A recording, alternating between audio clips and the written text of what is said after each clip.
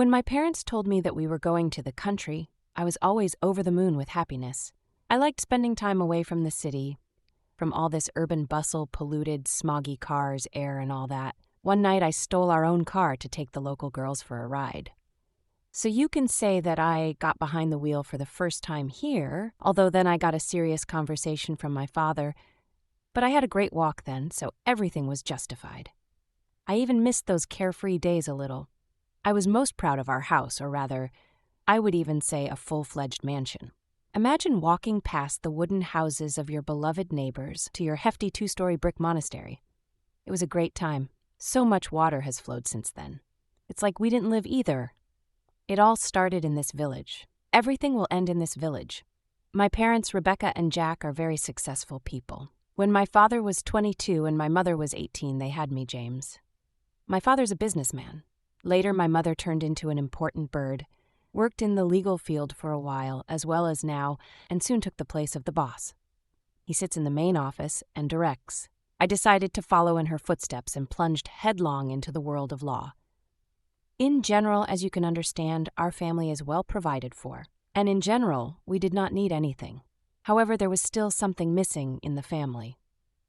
Such a small detail to complete the design. Love, my friends. I think that it was the lack of love that caused the malfunction of the entire mechanism. My father is not a diligent family man. Of course, he provided for us and was there if necessary, but somehow I couldn't even figure out how it all happened. The fact is that my father was a real cheater. I knew this because he told me this himself when I grew up, and Mom, of course, knew too. Time passed. When I turned 18, I left my parents' nest and went on a free voyage. And as soon as I left to study, my parents immediately filed for divorce. They reached my adulthood, raised me, and you can think about yourself. At that time, I had already got used to it. I just knew that sooner or later it would happen. They split up, and the two successful people went their separate ways. The divorce was successful. There were no disputes between them. My father went to the capital, and my mother stayed in the village. I probably would have done the same. And what? Clean air, big house, 15 minutes to the city. Everything is there. What else is needed? After graduation, I got a job as an assistant to a cool entrepreneur. Mom, of course, invited me to her office. But, she has such a staff of savvy and confident lawyers that I can't reach them. It's not even that I'm not sure of myself. My brains are in place. I'm not a stupid guy. I'm just the type of person who doesn't see himself as a leader. Teamwork is somehow easier for me. Or the right hand, something like that. At the age of 21, I married my girlfriend, who studied with me in the same group. Amanda, I fell in love with her at first sight. Petite blonde, cute face and brown eyes. At the age of 23, our daughter Jessica was born. We lived in our spacious apartment in the city center, and my mother was a 15-minute drive away, and everything was going great.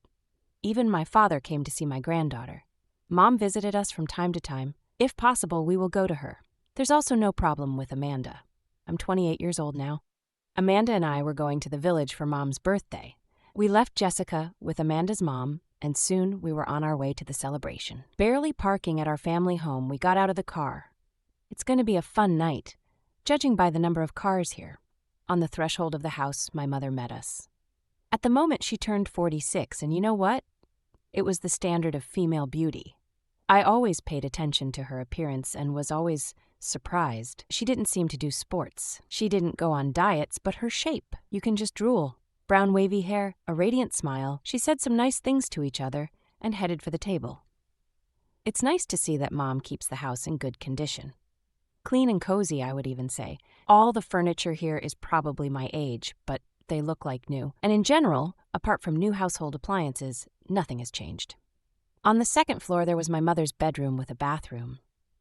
On the ground floor, there was a huge kitchen where all the guests were located, another bathroom and a living room.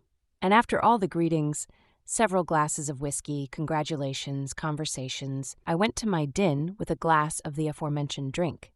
It was a descent into the basement, like the ground floor. This was my abode. A spacious sofa in front of the plasma, billiards, table football, a huge bed with a neon red sign on the wall that illuminated most of the room with its light. What teenager has not dreamed of such a thing? Tell me, the wilt stream, I'm sure, though I went downstairs and took a sip from my glass. I heard my mother's voice from behind. Looking at her, I realized that she was already pretty tipsy. Yes, to recall the past, so to speak, and there's a lot to remember. She came up from the side. I remember how I always scolded you for that sign. Looking at her, I keep thinking of you. Do you come to my room often? Yes, sometimes I go down to watch TV to remember the old days. What are you doing here? Let's go to the guests. Everyone will be leaving soon. My father appeared on the stairs in time, dispelled my thoughts, and served as the reason for the separation of my mother's hugs. Phew, it was already night. Only the most persistent remained. Half of the guests have already left. Only me, Mom, Dad, Amanda, and a couple of Mom's friends are left. Everyone was already pretty drunk except Dad and Amanda. So it's not surprising that for Mom and me, the fun continued. While everyone was sitting at the table, my mother and I decided to warm up a little to the music. I was very surprised by her zeal. Such energy would be envied by young girls. I must admit that I was openly looking at my mother. I don't know how our dance looked from the outside, but I was pleased. Besides, who would think anything of us? We are mother and son after all. Thoughts began to slip through his foggy head. No matter how hard I tried to drive them away, it turned out badly. Basically, it was the fact that my wife was in the immediate vicinity of us. However, all good things come to an end. So who should I take home? Dad asked when the song ended, causing Mom and me to pull away from each other. The two remaining men accepted the offer without hesitation. Well, shall we go? Amanda asked me as she came up to me. I couldn't take my eyes off my mom. Despite the fact that everyone was going to leave with a glass in her hands, she smoothly wriggled to the calm song playing after the previous one. James, are we going? I broke away from my mom for a while and found the strength to answer. Listen, can we stay the night? More? Won't you have enough? And even more so, she lowered her voice to a whisper. I don't want to stay in your mom's house. Don't get me wrong. Something inside me told me that I should stay. It's like an inner voice. Well, come on. I rarely see my mother anyway, and I probably stayed overnight 100 years ago. Well, what? Are you going? My father came up to us. I want to stay. I objected and immediately called out to my mother. Mom, can I stay with you? She came to her senses abruptly and calmly replied, Of course, the whole house is at your disposal. Well, I looked at Amanda. If you want, your father will take you. Of course, let's go. My father supported me. Amanda thought for a moment and rolled her eyes and answered, Okay, let's stay. Well, that's great. As you wish. Let's go, guys. He shouted to the remaining ones, and those two got up from their chairs. The night was gaining momentum. It took another hour or so. While Amanda was bored at the table on the phone, my mom and I continued to have fun. Pretty drunk, we continued to dance. Amanda, what are you talking about? Come to us. I decided to amuse my wife. Thanks, but I've had enough. I'm going to take a shower and go to bed. Thanks for the evening. Everything was great. She turned to me and my mother. Well, we'll sit down for a while. Amanda nodded and went upstairs to the guest bedroom. Well, madam, have you had enough? Or are the years taking their toll? I jokingly asked my mother, You better watch yourself, young man. She snapped with a grin.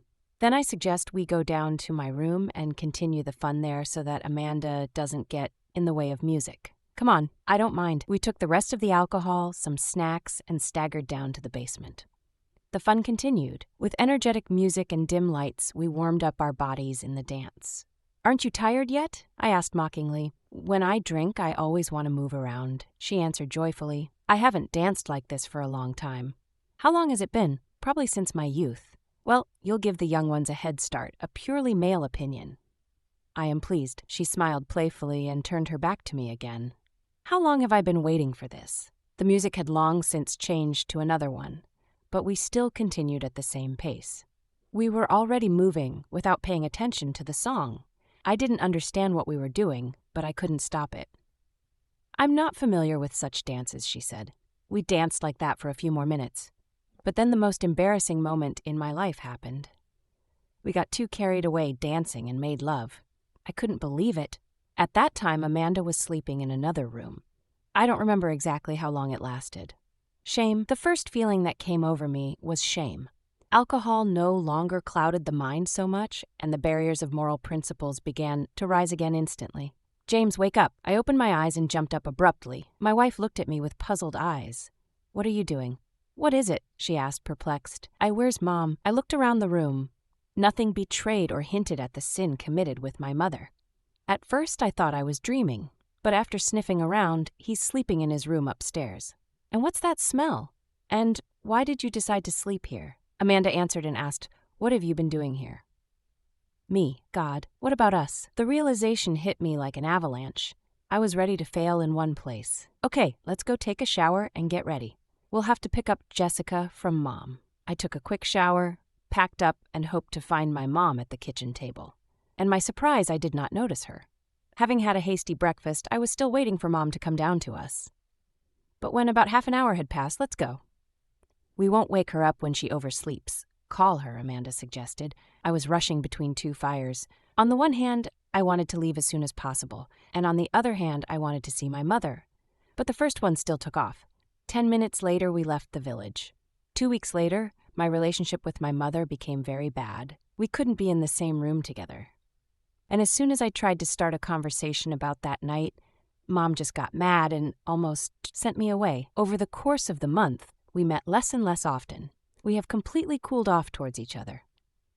What happened on the night of the 16th of July of the 22nd year created a huge gap between us. At each meeting, we were tormented by a sense of shame and reproach.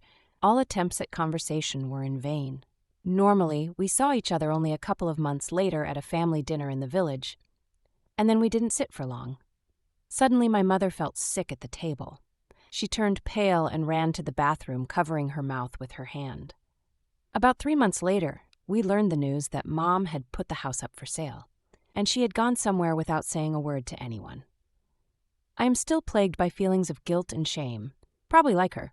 It is a pity that what happened turned out to be stronger and put an end to the relationship between mother and son. The night of the 16th of July of the 22nd year will forever remain in my memory as the best and worst in my life.